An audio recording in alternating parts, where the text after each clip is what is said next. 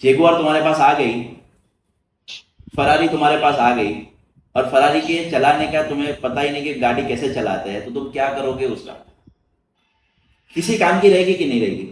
पहले सबसे पहले ये बोलो कि फ्यूचर में जो मुझे चाहिए, जैसे कि आप कल हमारी बात क्या हो रही थी कि मुझे ये रिजल्ट चाहिए लेकिन मुझे रिजल्ट नहीं मिल रहा है, राइट? वो रिजल्ट अगर मिल भी गए तो मैं क्या करूंगा, उसका आपके पास कुछ है? अगर वो नहीं है तो पहले अवेयरनेस के साथ ये समझो कि ओके, तो मुझे फ्यूचर की टेंशन ही नहीं लेनी। अगर मैं फ्यूचर के बारे में सोचता हूं तो मुझे पहले अपने आज को तैयार करना है। अगर आज को मैनेज कर पाता हूं देन मुझे एक वीक के बारे में सोचना है। एक वीक हो गया, फिर let's make it a month. बड़े से बड़े जो बिजनेसमैन है उसके पास 10, 15, 20, 25, 50 साल तक का प्लान होता है कि 50 साल के बाद क्या करेंगे।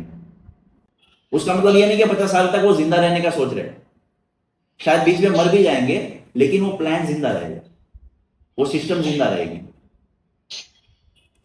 हमारे पास ये कैपेसिटी नहीं है। एक साल के बाद का हमने इंफॉर्मेशन दिया था सागर भाई, एक साल के बाद का वो एक्सेप्टेंस में आ रहा है। देखिए, बाहर का टर्नओवर सबसे आसान चीज है करने के लिए। तुम्हारे बिजनेस में अगर तुम्हें पहले महीने में कुछ नहीं किया, 5वें महीने तक तुमने कुछ नहीं किया, लेकिन 6ठे महीने से लेकर 12वें महीने तक तुम इतना काम कर लोगे कि तुमने कभी सपने में भी नहीं सोचा होगा। लेकिन सबसे बड़ा जो मुश्किल काम है ना, वो ये है कि पहले महीने से लेकर 5वें महीने तक हिम्मत ना हारना। अगर तुम मेहनत कर रहे हो अपने बिजनेस में और तुम्हें रिजल्ट नहीं मिल रहे, वो रिजल्ट ना मिले उसको पचाना मुश्किल है। अगर तुम उसको पचा लोगे तब जाके पचा पाओगे जो तुम्हारे पास रिजल्ट हाथ में है, जो तुम्हें रिजल्ट मिलने वाले हैं।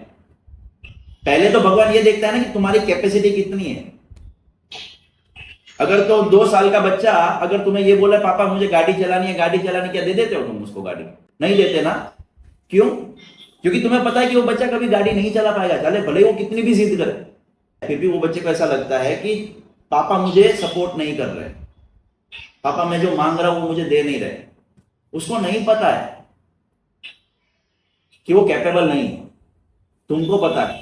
वैसे ही तुम्हें भी नहीं पता कि तुम कितने कैपेबल हो।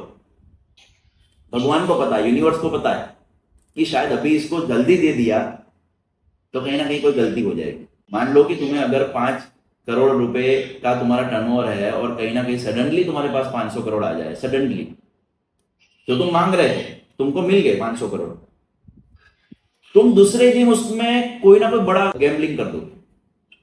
क्यों?